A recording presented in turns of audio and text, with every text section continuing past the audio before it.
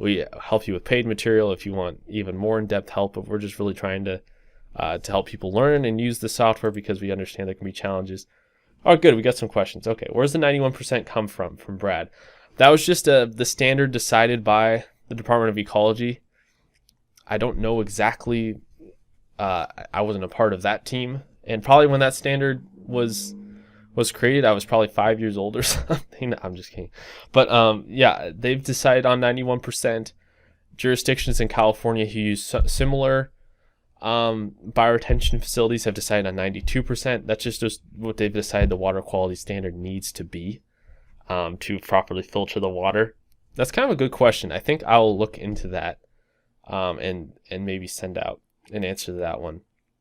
Why exactly it's 91%? But that is good. I'll ask Joe Brasher, creator of the software, if he knows the background behind why they decided to do it that way. Is the bioretention length... All right, so this is from Rachel. If the bioretention length and width, the bottom of the bioretention pond, or is it top? Okay, I'm going to reread that. Just to make sure I get it correct. Is the bioretention length and width the bottom of the bioretention pond, or is it the top? Or do we need to calculate to top length and width with consideration of 3-to-1 side slopes? Okay.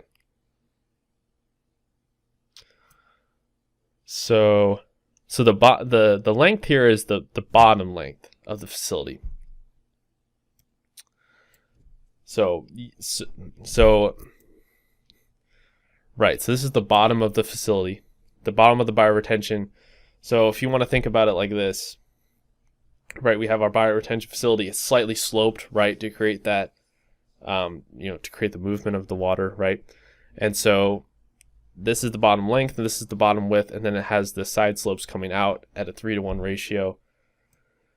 Do we need to calculate the top length and width with considerations of the 3-to-1 slopes? So I guess then yes, if you want the top length and width of your facility, then you would need to take the side slopes into account, and then you could get that number. So that would be my answer to that. Hopefully that made sense. When would you recommend use of lateral flow basins? Can you show what the bottom of the bioretention facility using the facility dimension diagram? Okay, I'll get to your question, DCG. Cayenne, hopefully I said that name correctly. When would you recommend the use of lateral flow basins? Very good question. I'm going to cancel this run so I can show. Okay, lateral flow basins. This is really interesting. So the purpose of lateral flow basins, let's include a few here. This is the pervious one here. Let me bring that. Oops. Ask for your area immediately. It's a bit annoying. So the purpose of lateral basins is when there's a geographic location associated with your land use. So in WWHM 2012, when we have a standard land use basin, it doesn't matter where it is, right? I know maybe that doesn't make sense, but if we have 2 acres of roads flat, it's just 2 acres of roads, or let's say we had 2 acres of roads flat and 1 acre sea lawn flat. It's just all combined, right? It doesn't matter where it is. That's just what our land use makeup is. What lateral basins allow us to do is it allows to geographically assign a location to some of our area and be able to either run off some of that area onto a different kind of area or disperse it and determine what facilities are in between and what's going on. This is commonly used for some wetland analysis, that's a complicated part of wetland analysis that I'll talk about later. But for example, let's say a really good scenario I think is we have this lateral pervious flow basin here, and we have this lateral impervious here. So for example, let's say we had a park, and on this park, or we had a park and then we had a sidewalk, okay? And we want to disperse the rainfall that fell on this sidewalk, for example, onto this lawn area or adjacent park area. And we want to take that runoff, it falls on the roadway, it moves across and disperses onto this park area, and then finally goes to a detention facility. And we wanted to be able to represent that in the model. That's what we would use lateral basins for.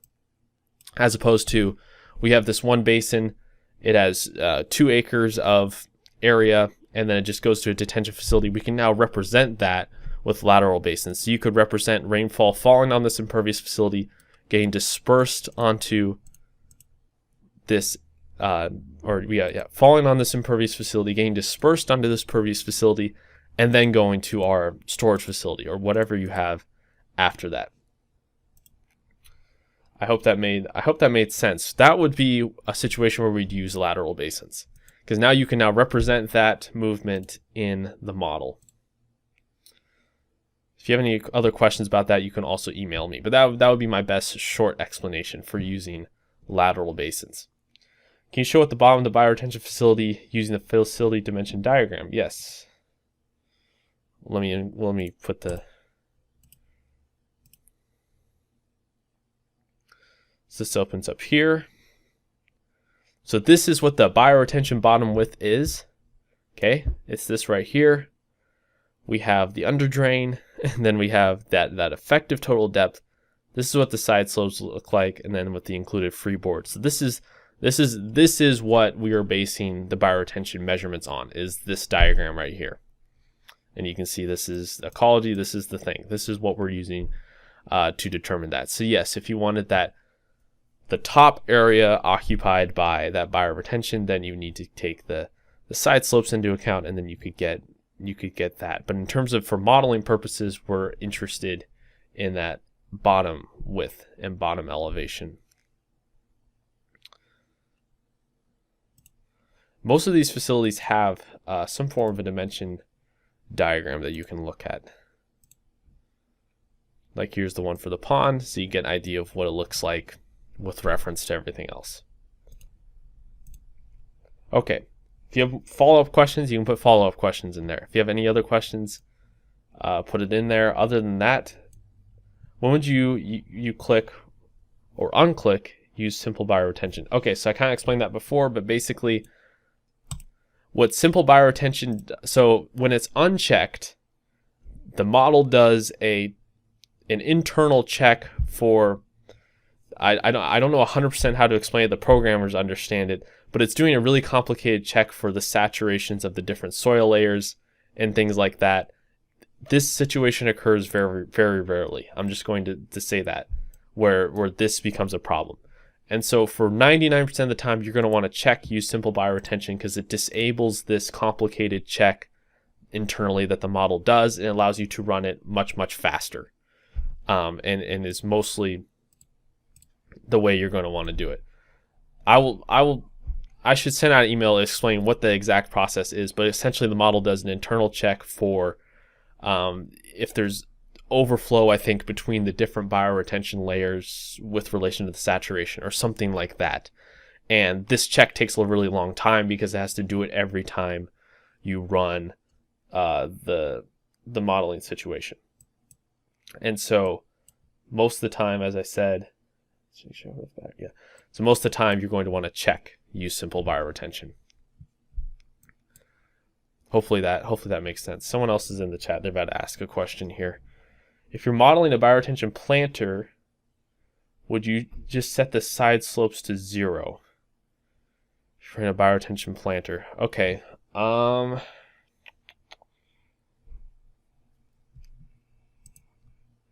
don't know. I don't 100% have maybe the concept of what you're talking about.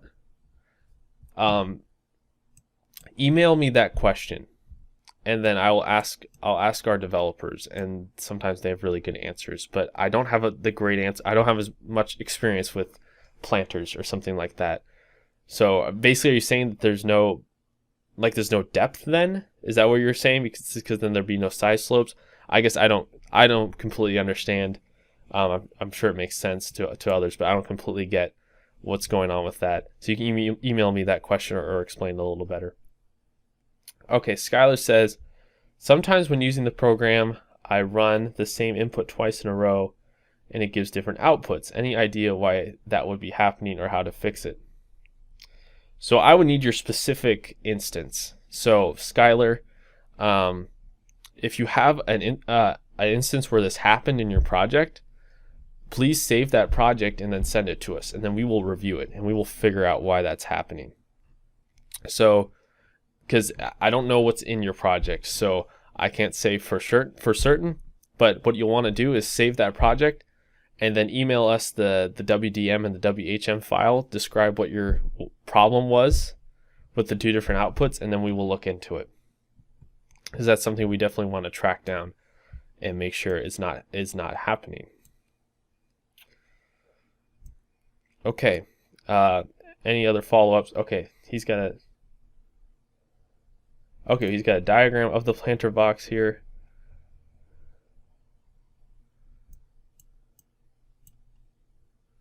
Okay, I see.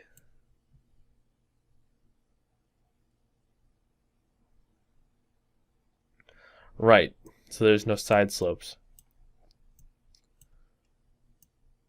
I would presume yes. Then you just wouldn't have any side slopes. I feel like there's an element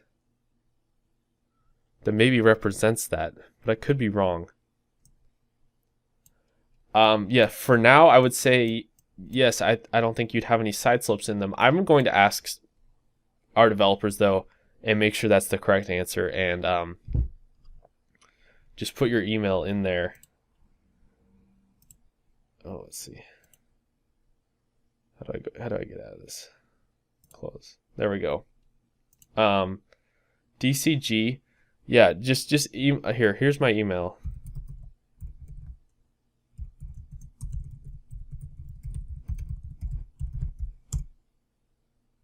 Yeah, if anyone has a follow-up question, just email me there and I'll get you a more definitive answer.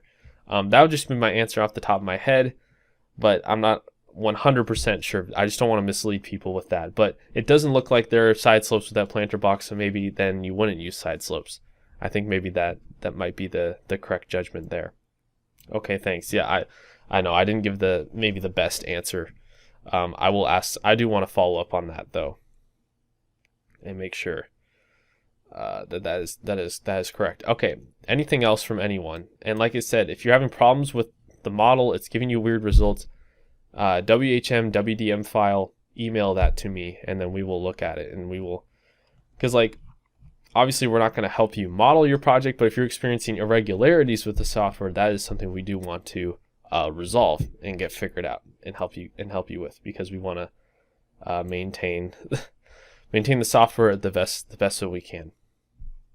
Okay. Anything else from anyone that I can help with? If not, thank you for joining. I'm glad I could help. A lot of good questions, a lot of good stuff that we covered here. Hopefully I covered that lateral basin question with enough description there. Like I said, any follow-up questions, just please email me there, and I can give you maybe a more detailed answer than I can give on the spot. But anyways, thank you everyone for attending. Go to the clearcreeksolutions.com if you want to find any more WWHM 2012 related training, but that's all I have planned. So thank you.